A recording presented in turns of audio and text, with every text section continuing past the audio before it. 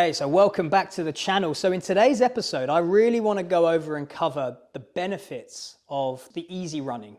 Okay, so one of the pillars of my program, the main pillar of my program at the minute is easy runs. And the way Fletch kind of programs this is it's a 3 out of 10 in terms of rate of perceived exertion. And this has always been quite tough for me to wrap my head around, right? Because I'm a competitive person, I'm competitive with myself, and there's something about slowing down that I find hard. Maybe it's my ego, but also maybe it's my previous background training where I've been rewarded with effort, right? When I've been an Olympic weightlifter, a power lifter, when I did sprinting and sport, you know, it was always sprint, rest, sprint, rest. It's always been an effort-based activity. And what I've realized is with the slow runs, it's learning to relax, to be able to produce the same amount of work consistently, but with less effort. And that has been a real weird sort of circuit change for me in my brain, and actually something I'm still sort of practicing. And what I wanted to do today was to cover why. Why is it that the foundation of training is the easy runs, slower than I would actually want to run my marathon in? Because essentially the way I like to think of it is the slow runs build the foundations, and then the speed workouts, such as my threshold stuff that I do on a Thursday, are the houses we build upon it, right? And if we want to accumulate a large amount of training volume and a large amount of performance so I can run quicker for longer, we need to build a massive base, and that can only be attained through these slow, easy miles. And what we're doing here is we're building fitness. Now, fitness isn't just about cardiovascular. It's not just about having lungs the size of dustbin liners. It's also, there's two types of fitness, right? We have our central adaptation, which is our heart and our lungs, but we also have our peripheral adaptation, the tissue around my ankles, shins, calves, legs, to be pounding the concrete for 4+ hours, depending on what time you're planning on running a marathon, is tough, right? So we need to allow the adaptations to occur, and that can only be done gradually over time, right? There's no quick fixes to building a marathon performance. And we need to look at this and pan out and look at the long game rather than the short game. Because the tendency, and it's logical thinking to think that if I want to run a marathon in 4 hours, which I think is about a 550 kilometer pace, I just need to get better at running 550 kilometer pace. But actually what we want to do is the old adage of learning to walk before you can run, is slow it down. Build a bigger volume, and then as we get closer, we can pick the pace up. Because what my kind of training is at the minute is kind of polarized. I'm running slower than my target marathon pace on 80% of my runs. And then on the speed workouts, or the speed oriented workouts, my threshold on the Thursday, I'm running quicker. So we're polarizing. I'm not really running anything around marathon pace that much. Well, not prescribed. Occasionally I'll kind of go into it, but not by on purpose necessarily. Those are the foundations of how we build, right? Because that middle ground is not easy enough, and it's also not fast enough to build speed. So it's all about building our ability to recover between efforts. Because one of the things that was really dawned on me over these last 2 weeks is how this volume builds, right? There's a big commitment to the amount of runs you're doing, and looking after the way you move and feel is vitally important. The soft tissue work you have to do to make sure that you're not accumulating sort of tension and your muscles aren't seizing up and your joints aren't seizing up from all the volume. You've got a responsibility to look after how you move. And that's something that's kind of really dawned on me over the years, over the weeks as I've been doing this. So it's something that we need to take into consideration. And that's what the slow runs do. They minimize the wear and tear whilst developing both the cardiovascular system and the peripheral system, as in the legs and the tissue, to be able to handle the volume that has to come. Because much like I sort of said on one of the previous videos, it's like, my goal is not to run a marathon and then done, right? I've got plans of running another ultra in April, and then I want to do another marathon at the end of the year. So I'm trying to pan out and see the long game. And what I'm looking at here is, right, how do we lay big foundations? How do I create a large foundation that I can build performance on up and up and up, right? And what I've really loved about this whole process, and what I love about learning about many different disciplines, is you can see the commonalities. And what I mean by that is, when I was an Olympic weightlifter back 15 years ago, competing in Olympic weightlifting, I would study the sort of methodologies of the Soviet Union and the Chinese weightlifters. And I was always amazed at how much time they spent in that sort of 70 to 80% mark, you know. Then when I sort of went into powerlifting and I sort of looked at the works of Louis Simmons and all his book recommendations, and again, largely influenced by sort of the Soviets, it was most of the volume was spent in that sort of 80% mark. You know, and again, I've done a lot of work over the years studying the work of Dr. Stuart McGill and with the likes of Joel Proskowitz at Performance RX. And I always remember one of the first courses I went on with Dr. Stuart McGill, and he said something that I've never forgotten to this day, and that was, you always want to maintain a 4-to-1 endurance to strength ratio. And now when you kind of tie that back to like Westside Barbell and Louis Simmons would always program 4 times the amount of volume of reverse hypers as he would his squats. You know, so he's always building on that 4-to-1 ratio. Now when I sort of venture into the world of endurance, you know, I see this 80-20 rule, which again is 4-to-1 on easy runs versus speed workouts. And the way I sort of like this is that, you know, it's that if we think about managing a bank account, credits and debits, right? Our low intensive work is crediting our bank account. So when I'm running like today at sort of slower than marathon pace, I'm building, I'm crediting my bank account. And then when I go and do my lactate work or my threshold work, I'm debiting the account.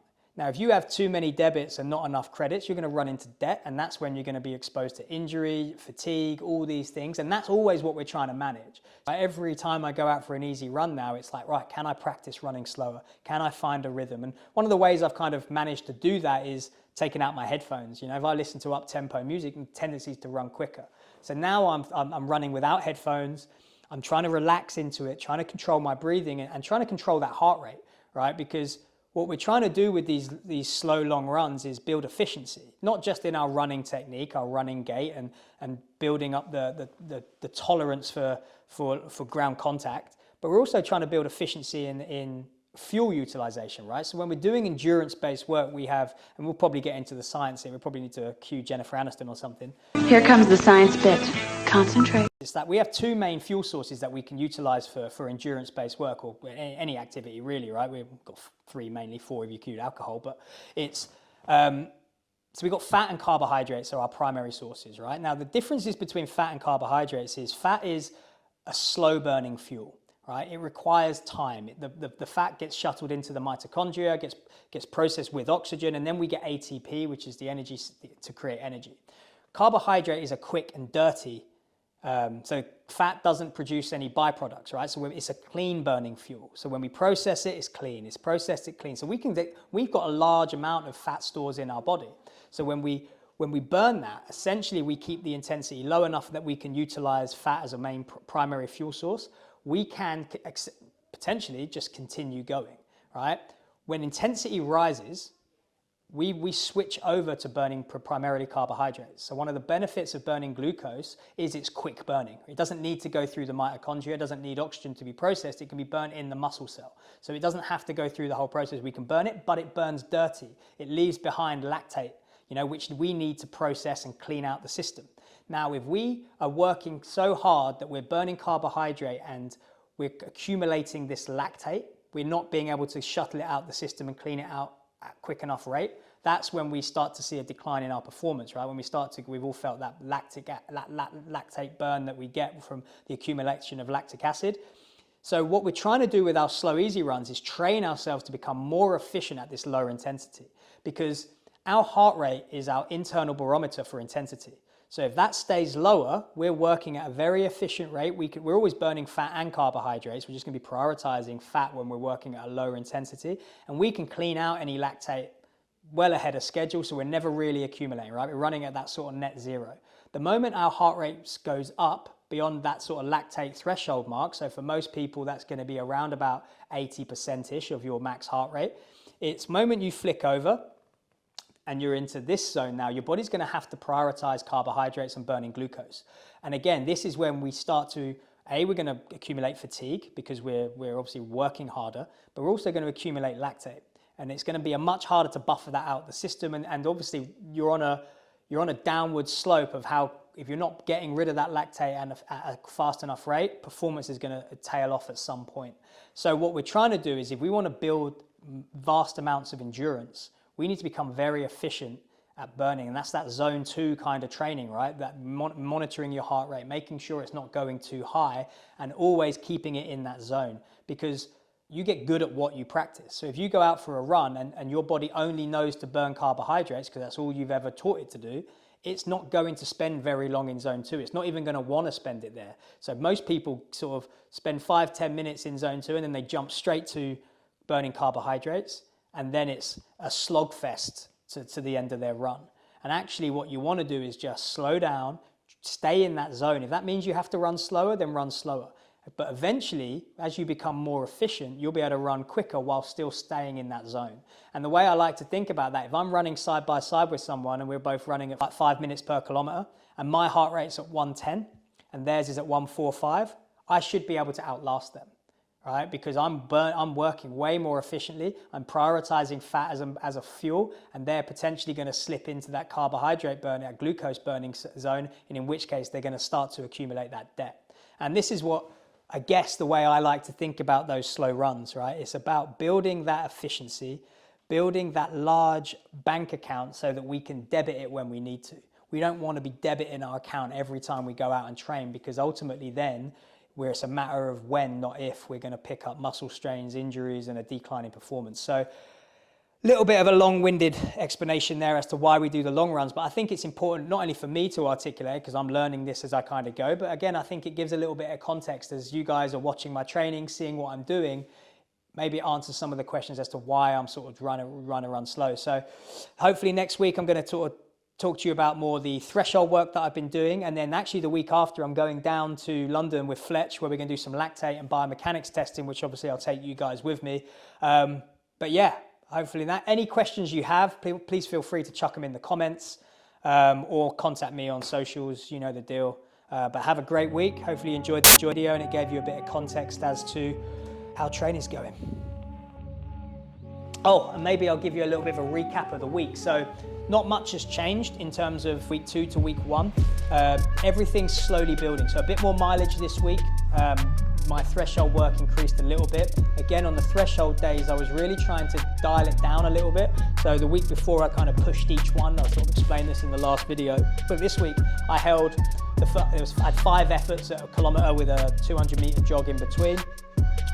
And I was trying to hold it at 4:30 all the way through. And actually, the first 4 felt really comfortable, really easy. And the last one, I sort of opened up the tank a little bit and actually hit a nice little kilometer PB on that final one, which is confidence boosting, maybe going a little bit off piece from Fletcher's program, but you know, you win some, you lose some, I'll take that. But I hit a 3:40 on that last one for a K, and so off the back end of doing those first 4 kilometer repeats, as well as the sort of 3 kilometer warm up and everything like that, I was pretty chuffed with that. I felt good as well. It was good to have a bit more in the tank. I like to think about finishing strong, and I definitely did that on that workout. And then today's workout, a nice easy 16 kilometers, you know, so not much to report in terms of difference there. Next week, volume increases again. There's another rep onto the threshold stuff. And then it's a 21 kilometer run on the Sunday, slowly building up, and then we're getting to the next block of training. So until next week.